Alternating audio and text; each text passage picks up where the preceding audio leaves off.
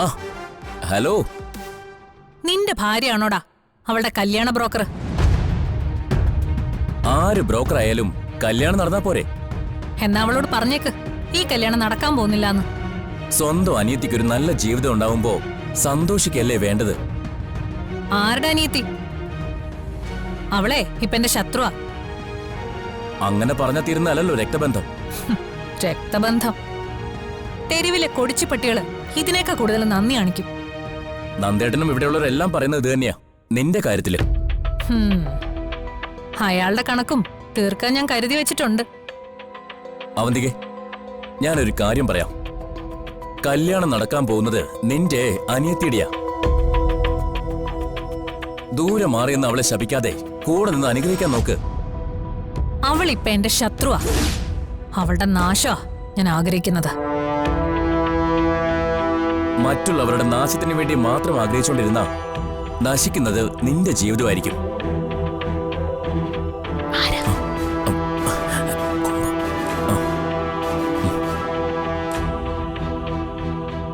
ഇപ്പൊ പെണ്ണുകാണൽ മാത്രമേ നടന്നിട്ടുള്ളൂ.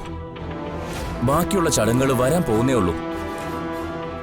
അച്ഛന്റെ അമ്മയുടെ സ്ഥാനത്ത് നിന്ന് അവളെ അനുഗ്രഹിക്കേണ്ടവളാ നീ. അതിനെ അവന്തിക വേറെ ജനിക്കണം. എന്റെ ശാപത്തിൽ അവള് നശിച്ചില്ലാതാവും. നിങ്ങൾ ആരെ പെണ്ണുമ്പിള്ളേ?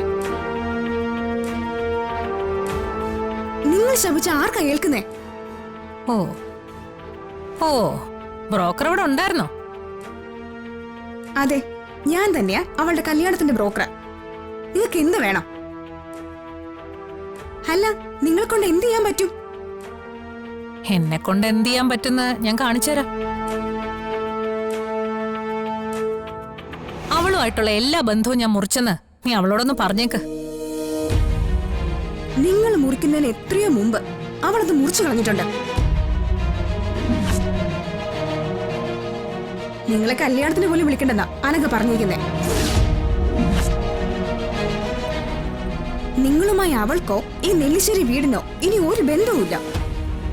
ഞാൻ അവളെ വെറുതെ വിടാൻ പോകുന്നില്ലെന്ന് നീ അവളോട് പോയി പറഞ്ഞേക്ക്.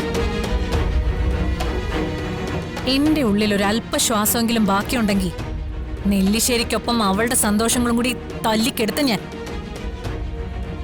കിടന്ന് അലറി വിളിക്കണ്ട. ഒരു കാര്യം ഞാൻ പറഞ്ഞേക്കാം, അവളിപ്പോ നെല്ലിശ്ശേരിയിലെ കുട്ടിയാ, നിങ്ങളുടെ ആരുമല്ല. അതുകൊണ്ട് കൂടുതൽ വിളിയോ അന്വേഷണമൊന്നും വേണ്ട. അവളുടെ കല്യാണം ദൂരെ നിന്ന് കാണാൻ മാത്രമേ നിങ്ങൾക്ക് സാധിക്കൂ. വച്ചിട്ട് പോകുന്നുണ്ടോ രാക്ഷസി?